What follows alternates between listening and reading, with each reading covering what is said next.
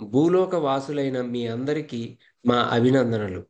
మా పేర్లు విస్పి భావనగరి మరి రీతు భావనగరి. మేము 1980 ఫిబ్రవరి 22వ తేదీన ముంబై రహదారిపై కోపోలి వద్ద జరిగిన ఒకానొక కారు ప్రమాదంలో చనిపోయి ఆత్మలోకాలకు చెందిన 7వ ఆవరణలోకి చేరుకున్నాము. సో వీళ్ళిద్దరూ అన్నదమ్ములు. ఒకానొక కారు యాక్సిడెంట్లో, ఎక్కడ మన భారతదేశంలోనే బాంబే దగ్గర, ఆ కారు యాక్సిడెంట్లో 1980 ఫిబ్రవరి 22వ తారీఖున వాళ్ళు వాళ్ళ శరీరాలను వదిలేసేసి ఆత్మలోకంలో ఉన్న 7వ ఆవరణలోకి చేరుకున్నారు. సో వీళ్ళు ఆటో రైటింగ్ ద్వారా ఇదంతా ఇచ్చారనమాట, ఈ మెసేజ్. వెళ్ళిన వాళ్ళు ఇక్కడికి ఎలా చెప్తున్నారని చెప్పేసి డౌట్ వస్తుంది కాబట్టి చెప్తున్నాను. సో ఆటో రైటింగ్ అనేది ఉంటుందన్నమాట. సో ఆ సోల్స్ భూమి మీద ఉన్న వాళ్ళకి, అంటే వాళ్ళ ప్రియతముల ద్వారా వాళ్ళు చెప్పాలనుకున్న మెసేజ్ని ఈ లోకంలోకి ఈ ఆటో రైటింగ్ అనే దాని ద్వారా పంపిస్తూ ఉంటారనమాట, ఎవరైనా కూడా, సోల్స్ అనేవి.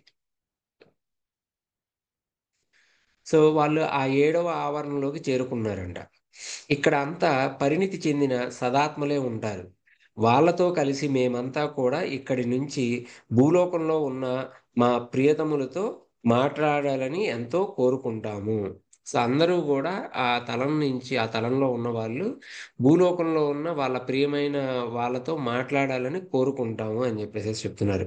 కానీ భూలోకంలో ఉండే వాళ్ళంతా కూడా తమ తమ పనుల్లో, వినోదాల్లో మరి ధనార్జనల్లో మునిగిపోయి ఉండడం వల్ల చనిపోయిన తమ ప్రియతములను గురించి ఆలోచించరు.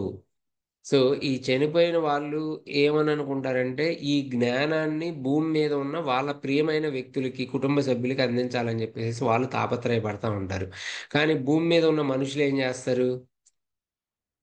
వాళ్ళ వాళ్ళ భౌతిక సుఖాల్లో, ధన సంపాదనలో, వాళ్ళ సుఖాల్లో మునిగి తేలుతూ వాళ్ళని వినిపించుకునే స్థితిలో వీళ్ళు ఉండరు.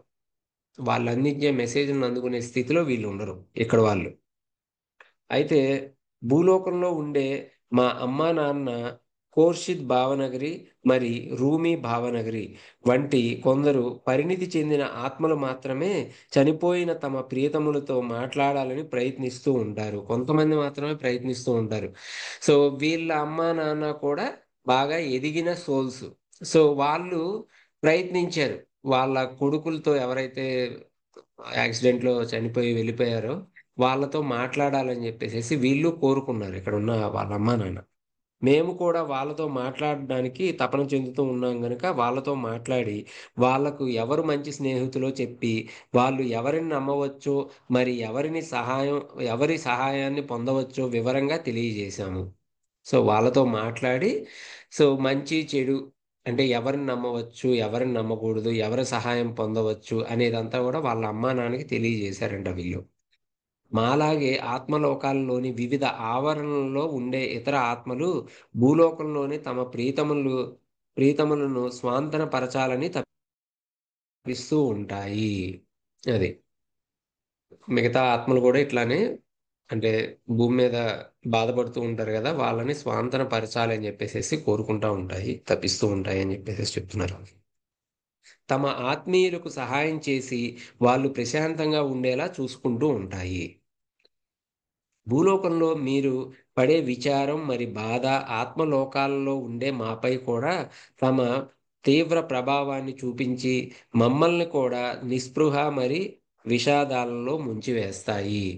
చూడండి, ఇక్కడి నుంచి వెళ్ళిపోయిన వాళ్ళ గురించి ఇక్కడ ఎప్పుడు బాధపడుతూ ఉంటే ఆ బాధ అనేది వాళ్ళను కూడా ప్రశాంతంగా ఉండనివ్వదు. ఆ లోకాల్లో ఉన్న వాళ్ళను కూడా, ఆ ఆత్మలను కూడా ప్రశాంతంగా ఉండనివ్వదంట. ఎందుకంటే ఈ భావనా తరంగాలు, ఇక్కడ వీళ్ళు బాధపడే ఆ ఆ ఎనర్జీస్ అన్నీ కూడా వాళ్ళకు కూడా చేరతాయి.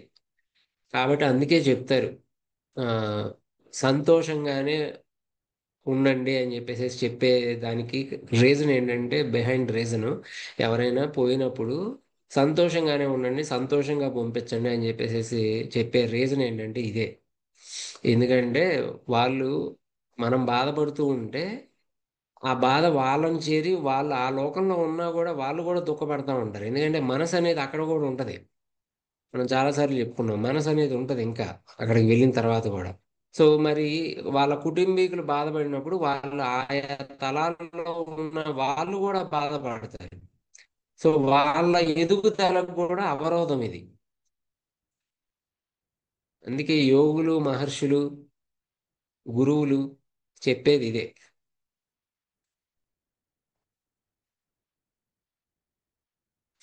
పుట్టుకేంటి, చావేంటి, రెండు ఒకటే అని చెప్పేసి చెప్తారు. పుడితే సంబరాలా, చస్తే దుఃఖాలా, ఎందుకు అని చెప్పేసి చెప్తారు వాళ్ళు. పుట్టినా సంబరమే, పోయినా సంబరమే అని చెప్పేసి చెప్తారు. ఎందుకంటే పోయినోళ్ళు అంటే ఇంకా ఈ విశ్వంలో లేకుండా పోయారా? కాదుగా. ఇక్కడ ఈ భూమి మీద లేరు అంతే. విశ్వంలో వాళ్ళు ప్రస్ఫుటంగా ఏదో ఒక తలంలో ఏదో ఒక లోకంలో ఖచ్చితంగా ఉండి తీరుతారు. లేకుండా ఎవ్వరూ లేరు ఇక్కడ. కొన్ని లక్షల కోట్ల మంది ఇక్కడ పుట్టుంటారు. కొన్ని లక్షల కోట్ల మంది ఇక్కడి నుంచి వెళ్ళిపోయి ఉంటారు. ఆ లక్షల కోట్ల మంది అందరూ కూడా విశ్వంలో ఏదో ఒక లోకంలో ప్రస్ఫుటంగా ఖచ్చితంగా ఉండి తీరారు వాళ్ళు. లేకుండా ఏ క్షణము లేరు. ఏ రోజు లేరు. లేకుండా ఏ రోజు లేరు. ఏ క్షణము లేరు. అది ఇక్కడ భూమి మీద ఉన్న మానవులకి తెలియక ఆ, ఇంకా అయిపోయింది అని చెప్పేసి వాళ్ళనే తలుచుకుంటూ వాళ్ళు ఇక్కడ బాధపడుతూ అక్కడికి వెళ్ళిపోయిన వాళ్ళ ఎదుగుదలకు కూడా అవరోధంగా ఉంటారు.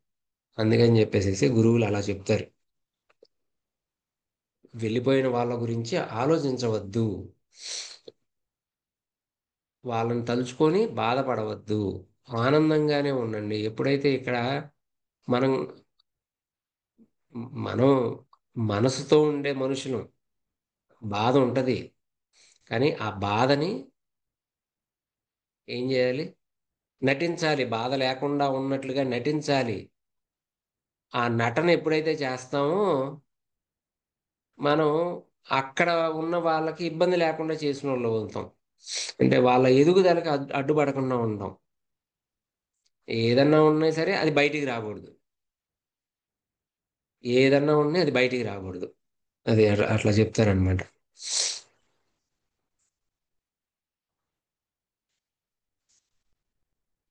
చెప్పండి.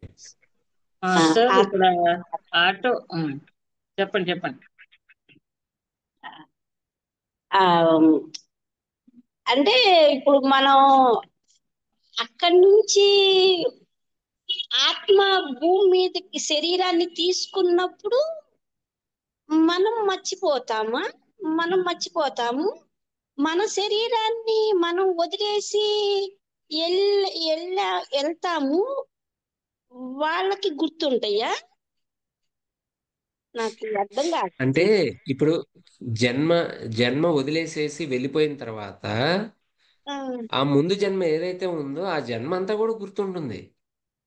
ఆ జన్మ అంతా కూడా గుర్తుంటుంది. వాళ్ళు భూమి మీద లేరు అంతే. ఇంకో లోకంలో ఉన్నారు. బట్ వాళ్ళ భూమి మీద జరిగిన అన్ని రోజులు అంతా కూడా గుర్తుంటాయి.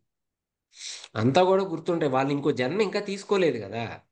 ఇంకో జన్మ తీసుకున్నప్పుడు ఆ శరీరంలోకి వెళ్ళిన తర్వాత ఇవన్నీ కూడా మర్చిపోతారు. ఇవన్నీ కూడా ఉండవు. కానీ వాళ్ళు ఇంకా జన్మ తీసుకోలేదు, అక్కడ ఉన్నారు. అంటే ఉన్నత లోకాల్లో ఉన్నారు.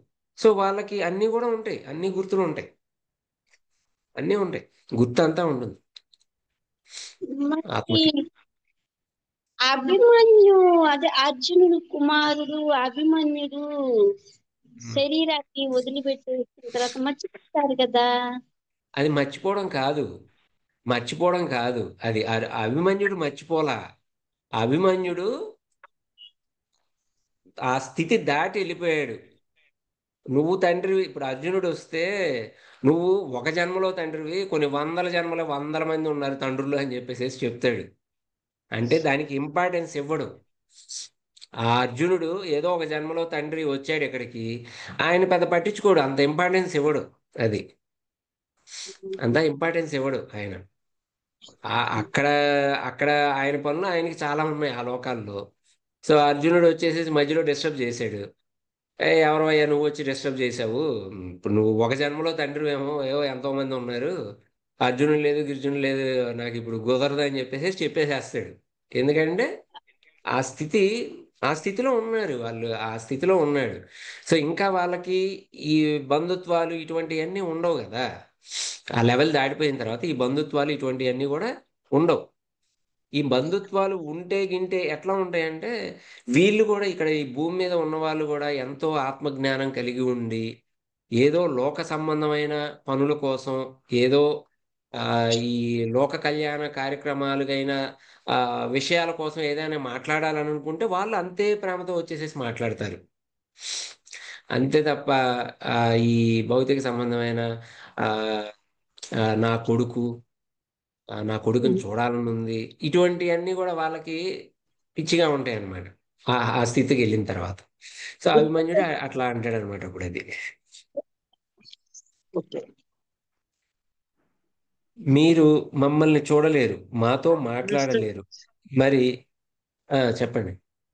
మరి ఆటో రైటింగ్ అంటే ఏదో చెప్పండి, అదే ఎట్లా అసలు అంటే. ఆటో ఆటో రైటింగ్ అంటే మామూలుగా మనకి మెసేజ్ వస్తుంది. మనం ధ్యానంలో ఉన్నప్పుడు మనకి మెసేజ్ వస్తుంది. ఆ, వాళ్ళు చెప్పాలనుకున్నది చెప్తా ఉంటారు.